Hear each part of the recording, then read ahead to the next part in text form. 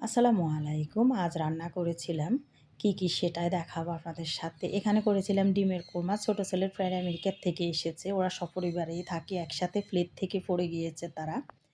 তো এখন আসছে দেশে অল্প কয়দিনের জন্য। আমার ছেলেসহ অনেক ফ্রেন্ডের বাসায় তারা দাওয়াত খেয়েছে, রেস্টুরেন্টে খেয়েছে। তো আমিও বললাম আমাদের বাসায় দাওয়াত দাও, নিয়ে এসেছে। এটি রাতের আয়োজন করেছিলাম। আমি অসুস্থ ছিলাম, সেজন্য খুবই সামান্য আয়োজন করেছিলাম, তেমন একটা বেশি না। এটি হলো সিলেটের বিখ্যাত এক্কেবারে খুবই ট্র্যাডিশনাল একটি রেসিপি, সেটা হলো ডিমের কোরমা। আপনি সিলেটি বাসায় গেলেই এই ডিমের কোরমাটা পাবেন। এর লুকটা দেখুন কতটা সুন্দর হয়েছে।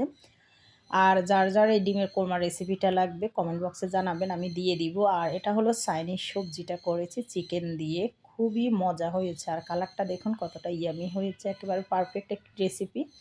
এই চাইনিজ সবজিটা বাচ্চাদেরকে করে খাওয়াতে পারেন। অনেক টাইমে বাচ্চারা কিন্তু সবজি খেতে চায় না, চিকেন দিয়ে করবেন, শীতকালীন সব সবজি দিয়ে খেতেও ভালো লাগবে। আর করেছিলাম এখানে চিংড়ি মাছ ভুনা।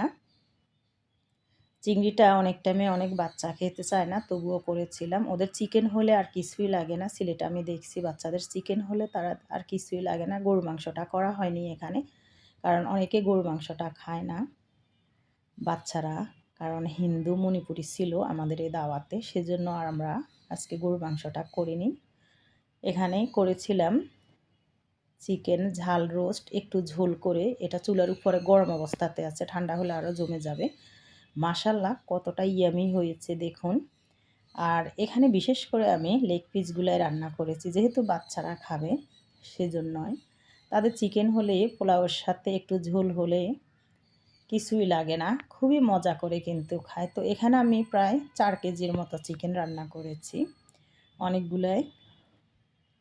খুবই অল্প ইনগ্রিডিয়েন্টস দিয়ে খুব সহজে রান্না করেছি। রেসিপিটা যদি লাগে কারো আমাকে কমেন্ট বক্সে জানাবেন, এই রেসিপিটা আমি দিয়ে দিব। আর করেছিলাম এখানে বেশ কিছু পোলাও। এখানে আমি দেখুন এর লুকটা কেমন হয়েছে। এখানে আমি বেশ কিছু পোলাও করেছিলাম, বিয়েবাড়ির স্বাদে ফ্লেভারে গ্রানি একেবারে ঝরঝরে পোলাও।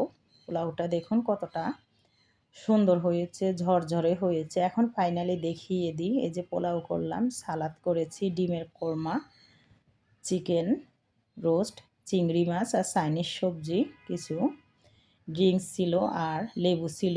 এই অল্প কিছুই আয়োজন আমি করেছিলাম, তেমন একটা বেশি করতে পারিনি। তবে মাশাল্লাহ তারা কিন্তু খুবই মজা করে খেয়েছে, আমার কাছে খুব ভালো লেগেছে। আর আমার একটি খারাপ স্বভাব নাকি ভালো স্বভাব জানি না, যতই গেস্ট আসুক আমি কিন্তু রাতে রাতে সব কিছুই যে বাসনপত্র যা আসছে সব কিছু ধুয়ে পরিষ্কার করে এভাবে রেখে দিই সারা রাত, পরের দিন সকালে তুলে ফেলি। বুয়ার দিকে তাকিয়ে থাকি না, কারণ তারা ধুলে কিন্তু ক্লিন হয় না ভালোভাবে, ভেঙে ফেলে, সেজন্য আমি আমার কাজগুলো করে নিই। এটি হলো পরের দিন রাতের। এখানে আমি প্রায় 3.5 কেজি 4 কেজির মতো গরুর মাংস বসিয়েছি, আমি কিছু মিসকিন খাওয়াবো সেজন্য। পরের দিন এটি শুক্রবারের জন্য এই গরুর মাংসটা আমি বসিয়েছি সব বাটা মশলা দিয়ে, আলু দিয়ে ঝোল করব, যাতে করে খেতে ভালো লাগে।